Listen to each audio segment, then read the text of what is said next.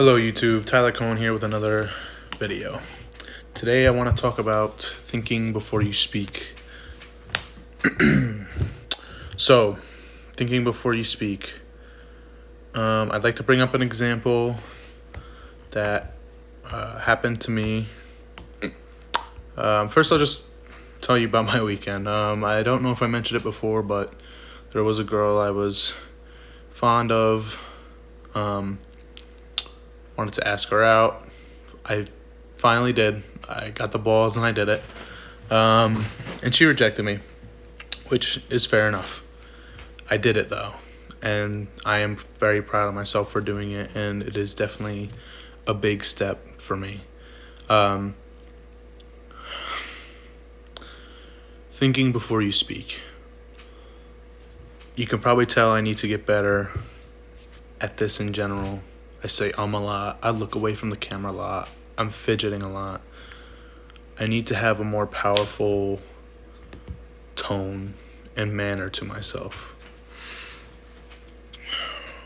I need to look at myself and be able to talk to myself and be able to know what I'm saying rather than contemplating constantly, saying pausing. Pausing is okay. It shows sophistication and that you actually know what you're saying. But saying just is really not smart.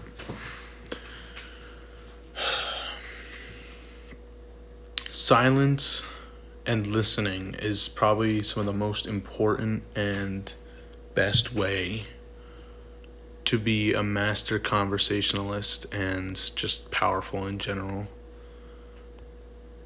The less you talk, Robert Greene says, the less you talk, the less likely you are to say something stupid, which I completely agree with.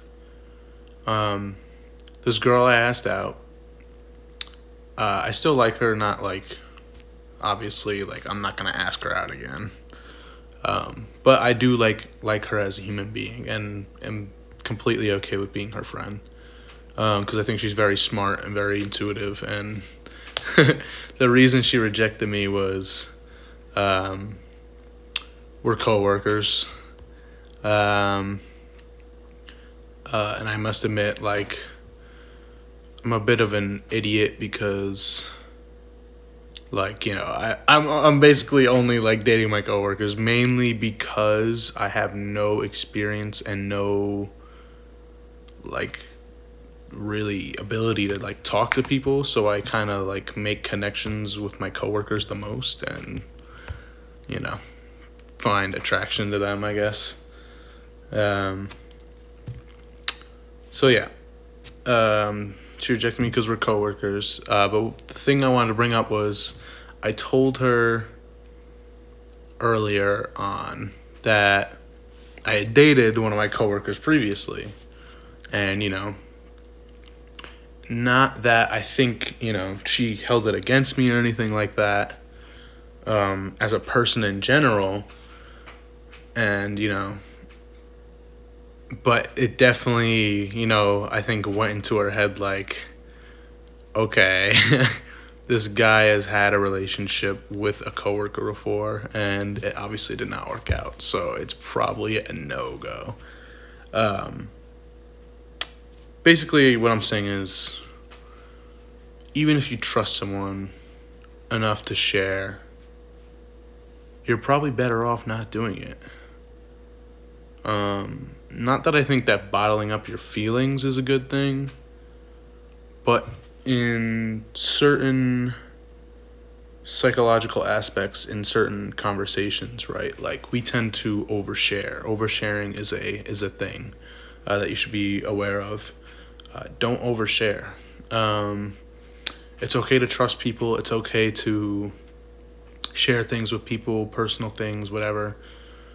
But you have to pick. You have to pick and choose wisely and think before you speak. You can't just blurt out everything. And that is really what will help you be powerful and a powerful conversationalist.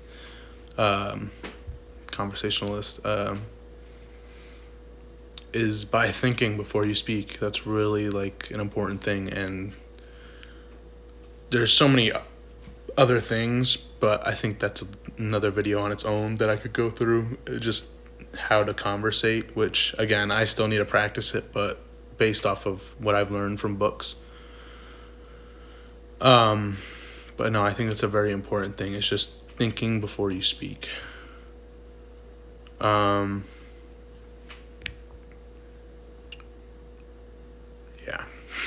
Sorry. Like I said, even this I have to get better at.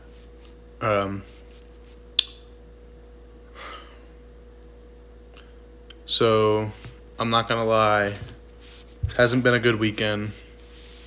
I haven't been, doing very good at this practice of, well, I haven't. I've been I talked about there is no tomorrow, you only have today, right? I'm trying to live every day, like, without regrets. And, I did the thing I wanted to do, and I didn't get what I wanted out of it. So I'm not gonna lie, it led me to a state of not like depression, but like defeat, I guess. Like I wasn't sad, but I just like felt so cloudy in my head for these past like 3 days, right? Like I just felt like misty, like I didn't know where I'm at. It's almost like, like you have this goal that's driving you. I felt like Thorfinn. I don't know if any of you guys know Vinland Saga.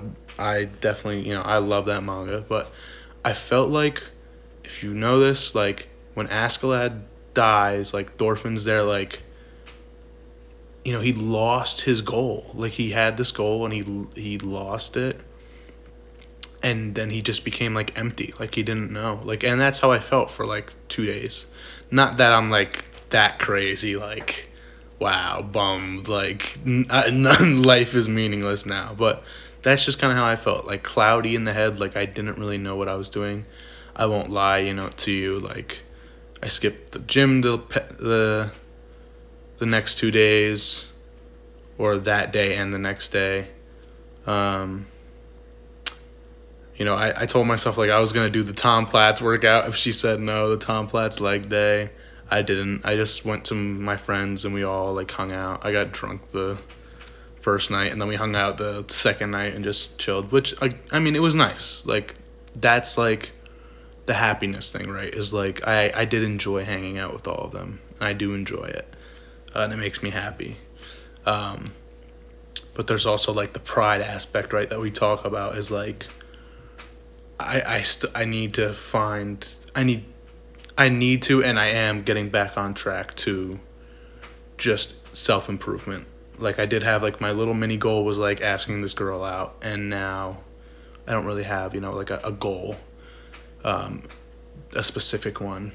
So now, we're just back to reading, gym, working, and that's that. So I did feel a little cloudy. I'm a little more clear now. I also was doing NoFap for a good 30 days, like since the beginning of April, basically. I did fail tonight, I won't even lie. And again, it's just because my head was like cloudy. But now, like, I feel like, as weird as it sounds, like failing tonight, like, helped clear my head. Like, in a sense, like, okay, this is where you're at. You failed. You failed with the girl, you skipped the gym, you were getting drunk and eating bad and overindulging and blah, blah, and now you're busting it. So you're at rock bottom, you can only go up from here. What I'm considering rock bottom. Obviously not, but yeah. Weird kind of video, but, I just wanted to talk about that.